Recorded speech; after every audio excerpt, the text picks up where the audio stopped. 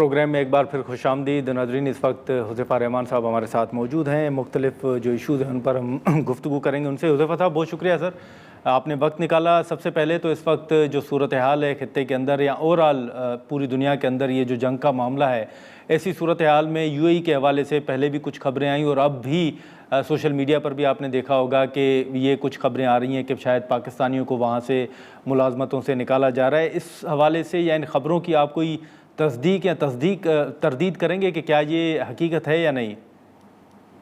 مہربانی جی, بہت شکریہ.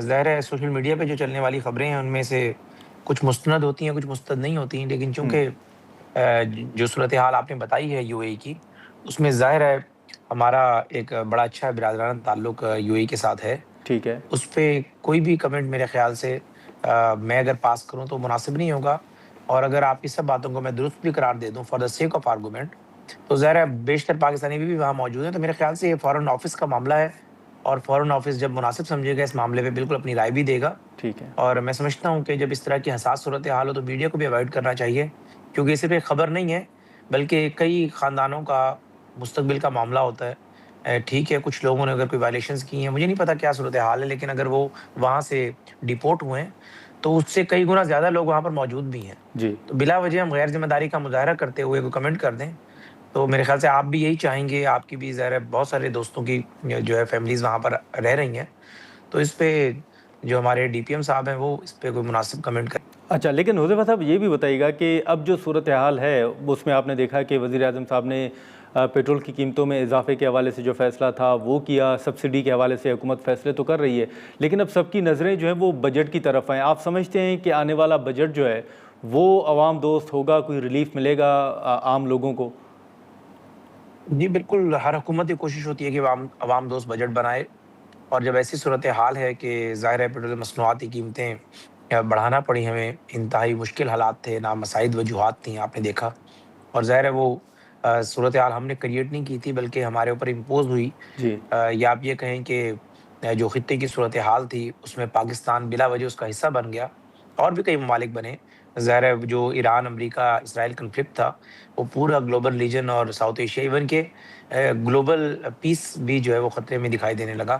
تو ظاہر ہے کچھ چیزیں ہمیں سخت فیصلے لینا پڑے, لیکن وزیر اعظم صاحب کی پوری کوشش ہے کہ جو آئندہ بجٹ آ رہا ہے اس میں عوام کو میکسیمم ریلیف دیا جائے, خاص طور پر جو مڈل کلاس اور لوور مڈل کلاس ہے. تو اس حوالے سے وزیر اعظم صاحب نے ہدایت بھی کی ہے جو ہماری معاشی ٹیم ہے کہ بجٹ میں عوام کو جو ہے میجر ریلیف دیں. اور کل میاں نواز شریف صاحب کی بھی شہباز صاحب سے میٹنگ تھی تو انہوں نے بھی یہی تاکید کی ہے. تو ہماری بھرپور کوشش ہوگی کہ اس بجٹ کے اندر عوام کو خاطر خواہ جو ہے وہ ریلیف دیا جائے. اچھا, لیکن حذیفہ صاحب یہ جو سیاسی صورتحال ہے, ابھی آپ نے کچھ خبریں سنی ہوں گی کہ شاید سہیل آفریدی صاحب کے خلاف ریفرنس کے حوالے سے یا تبدیلی, یا پھر جو مشیر اطلاعات ہیں ان کی تبدیلی کے حوالے سے آپ کو کوئی ایسا امکان نظر آ رہا ہے خیبر پختونخوا کے اندر تبدیلی کا؟ دیکھیں, یہ پی ٹی آئی کا تو ایک تو انٹرنل معاملہ ہے, اگر وہ جائیں گے تبھی پی ٹی آئی کا ہی وزیر اعلیٰ آئے گا. اور اس طرح کے جو فیصلے ہیں وہ تحریک انصاف کی جماعت اکثر لیتی رہتی ہے, کیونکہ انہیں اسٹیبلٹی نہ ملک میں پسند ہے, نہ کسی اور جماعت میں, نہ ایون کہ اپنی جماعت میں. ٹھیک ہے. تو ظاہر ہے تحریک انصاف نے اگر کوئی انسٹیبلٹی کریٹ کرنی ہوگی تو سہیل آفریدی سے بھی ایسے کام کرائے گی کہ وہ ناقابل قبول ہو جائے سسٹم کے لیے, اور پھر ودن جماعت بھی کوئی نہ کوئی تفرقہ ڈال دے گی. تو یہ میں سمجھتا ہوں کہ سوللی معاملہ تحریک انصاف سے لنکڈ ہے. اگر وہ چاہیں گے کہ ان کا وزیر اعلیٰ کنٹینیو کرے تو اسی طریقے سے بیہیو کرے گا, ریاست کے ساتھ چلے گا, سسٹم کے ساتھ تعاون کرے گا. کوئی بھی نہیں چاہے گا کہ کوئی ریفرنس بنے یا کوئی چیز ہو, لیکن اگر ان کی اپنی مرضی ہوگی تو جان بوجھ کر ان سے ایسا کام کرائیں گے کہ سہیل آفریدی کے لیے ایسی صورتحال ہوگی کہ آگے کنواں ہوگا اور پیچھے کھائی ہوگی.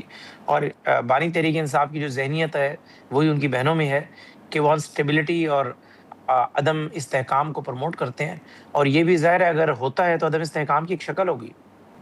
اچھا, لیکن یہ بھی بتائیے گا کہ پھر آپ نے جیسے علیمہ صاحبہ کا ذکر کیا یا خان صاحب کی بہنوں کا ذکر کیا, تو کل یہ بتایا جا رہا ہے, جو رپورٹس آ رہی ہیں کہ علیمہ صاحبہ نے پارٹی رہنما اور عہدیداروں کو اڈیالہ جیل پہنچنے کی ہدایت کی ہے.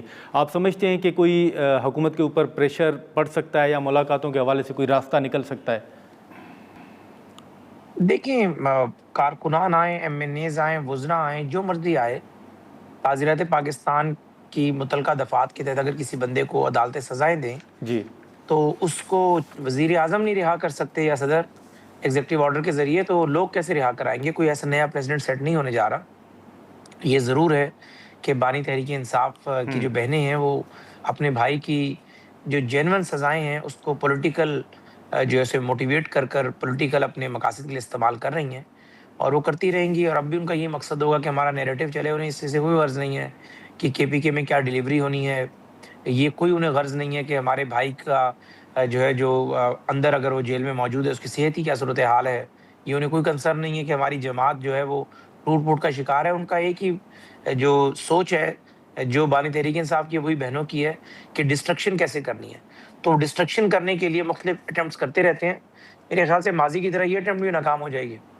حکومت کو کوئی فرق نہیں پڑے گا اس سے۔ خیر ناظرین، یہاں پر ایک مختصر سا بریک لیتے ہیں اور بریک کے بعد گفتگو کو آگے بڑھاتے ہیں۔